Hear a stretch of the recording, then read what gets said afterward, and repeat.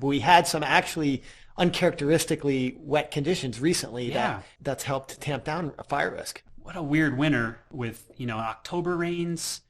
I think we had no precipitation in November to speak of, then snow in the valleys in December, and then very warm conditions, and then lack of snow for all intents and purposes for the rest of the spring.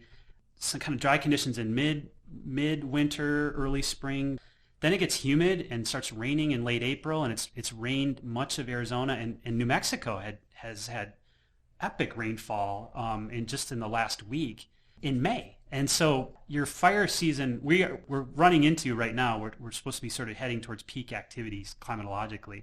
That's kind of put on hold. Right now we've got very high humidities, very wet fuels, heavy fuels, and cool temperatures. So that can turn around on a dime, and it can turn around on a dime with a week of above average, very low relative humidity, and that could dry out grasses, and then you can have all of this standing fuel that grew from last monsoon season, all the weeds and everything like that, catch on fire, which I think is the main concern from the fire manager's standpoint. But as far as like big knockdown, blow out a national forest, I don't think that risk is here this year. That fire season of a few years ago, 3 years ago, I believe. 2011, 2011, the big one, right? Yeah, the big one. Yeah.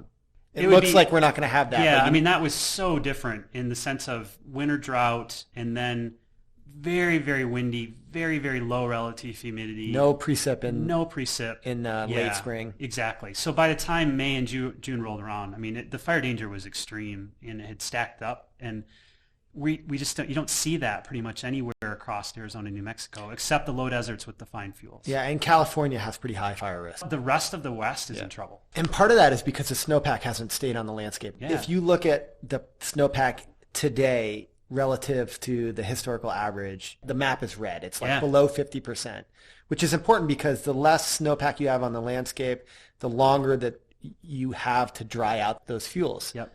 What we have at play down here in Arizona and New Mexico is that we get this slug of relative humidity that comes in hopefully early July. Well, the rest of the West doesn't see that.